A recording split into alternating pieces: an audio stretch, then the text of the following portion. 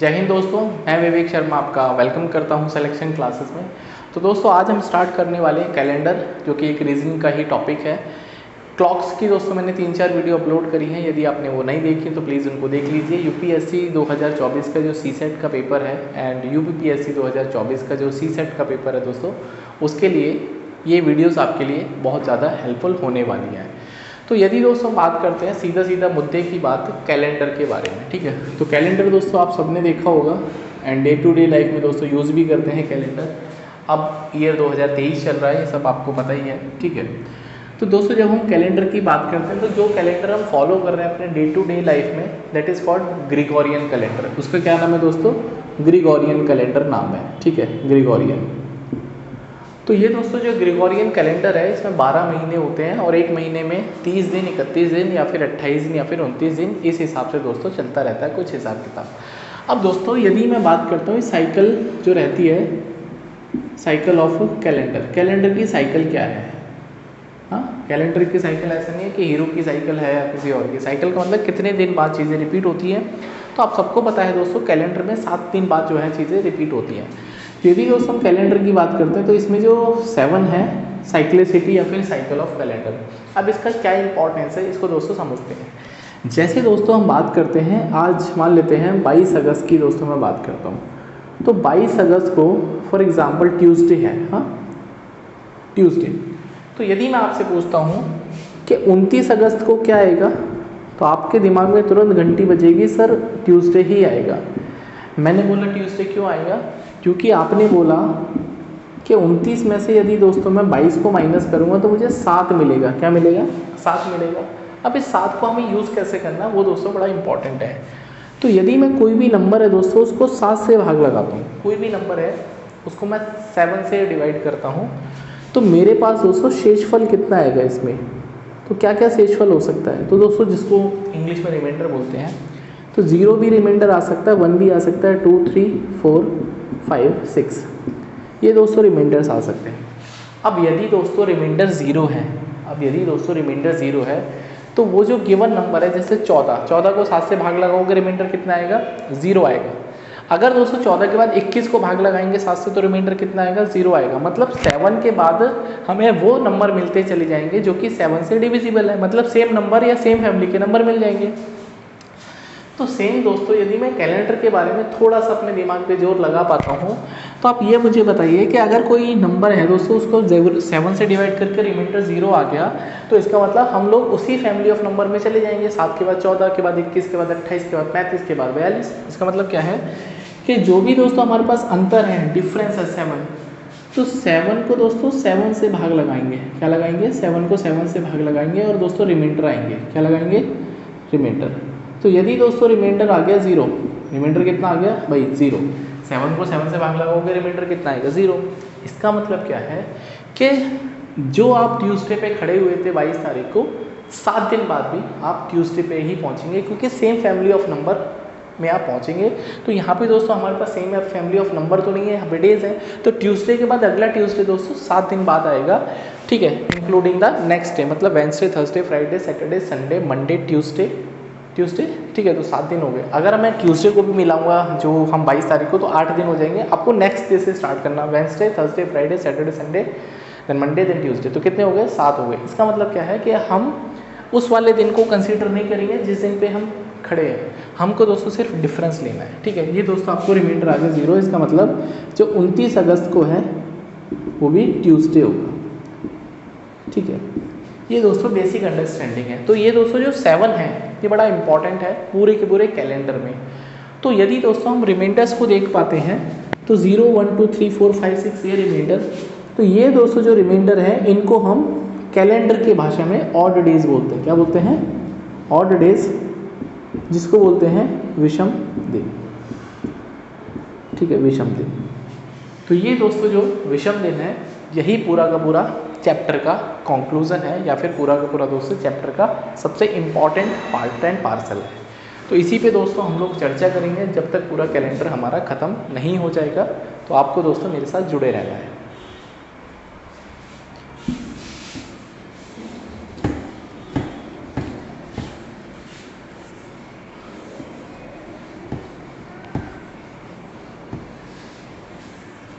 तो दोस्तों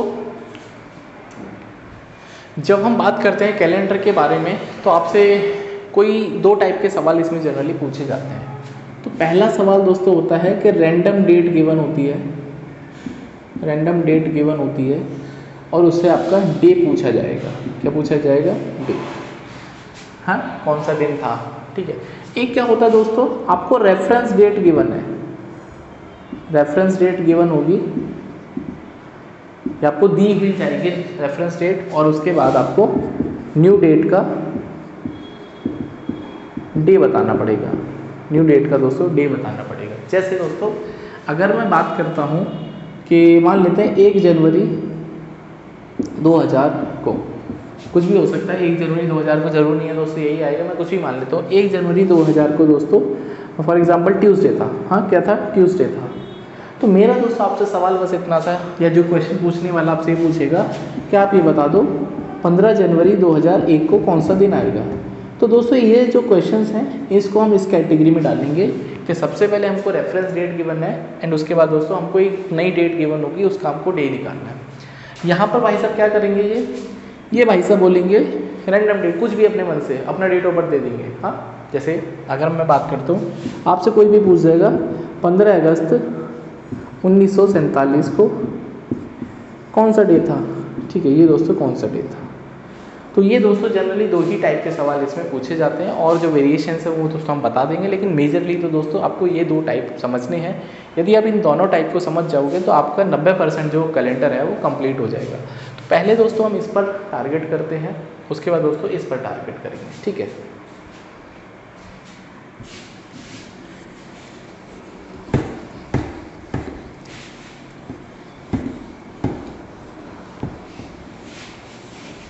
तो दोस्तों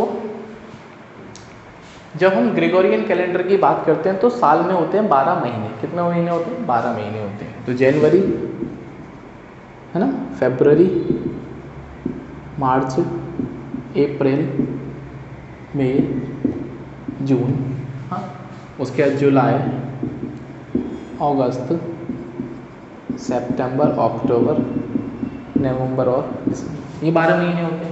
इन 12 महीनों में कितने दिन होते हैं सबको पता है। तो जनवरी में 31 दिन, फरवरी में 28 या 29 दोनों हो सकते हैं, लीप ईयर में 29 होते हैं, नॉर्मल ईयर में 28 दिन होते हैं, उनकी भी चर्चा करेंगे। घबराने की टेंशन बिल्कुल नहीं है, थोड़ा सा घबराया ना कम करा करो। हाँ, मार्च में दोस्तों 31 होते हैं, फिर 30 होते हैं, फिर 31 होते हैं, फिर 30 होते हैं। जून में फिर दोस्तों 31 होते हैं, फिर दोस्तों 31 होते हैं। जून जुलाई में 31 लगातार आता है, फिर दोस्तों 30 होते हैं, फिर 31, फिर 30 एंड दोस्तों फिर 31। ये दोस्तों जनवरी, फरवरी, मार्च, अप्रैल, मई, जून, जुलाई, अगस्त में सेम होते हैं। अब यहाँ पे दोस्तों हमको ऑड डेज का ध्यान रखना पड़ेगा, क्योंकि दोस्तों ऑड डेज यदि आपको समझ में आते हैं तो आपके लिए चीज़ें बहुत आसान हो जाएंगी, ठीक है। तो ये दोस्तों डेज हो गए, कितने दिन होते हैं। यहाँ पे हम लिखते हैं ऑड डेज, हाँ, ओडी जिसको बोलते हैं, हाँ, ओडी। डॉक्टर जैसे पर्चे में लिख के देता है ओडी वीडी, आपने यदि पर्चा पढ़ा हुआ डॉक्टर का। तो ऑड डे का मतलब क्या है दोस्तों, मैंने आपको बताया था किसी भी नंबर को जब हम 7 से भाग लगाएंगे, किससे भाग लगाएंगे? 7 से। हाँ, तो 7 से डिवाइड करने पर जो रिमाइंडर आएगा वही दोस्तों आपका ओडी होगा। सर मतलब समझ में नहीं आया। जैसे मान लेते दोस्तों 31 को भाग लगाना हमको 7 से, तो रिमाइंडर कितना आएगा? कितना रिमाइंडर आएगा? 7 चौक 28, 3 रिमाइंडर आएगा। तो हम दोस्तों ये बोल सकते हैं ओडी इसमें 3 है। कितने ओडी हैं? 3 है। सर एक बार और समझा दो।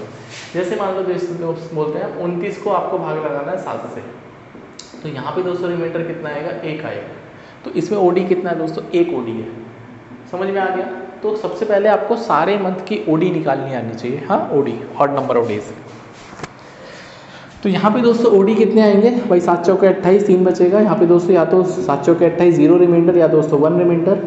हाँ, उसके बाद दोस्तों यहाँ पे 3, यहाँ पे 2, 7 चौके 28, उसके बाद 2 बचेगा दोस्तों, एंड 7 चौके 28 3, यहाँ पे दोस्तों 2, यहाँ पे दोस्तों 3, फिर दोस्तों 3, फिर दोस्तों 0, फिर 3 और 0 कह रहा हूँ, 2 आएगा।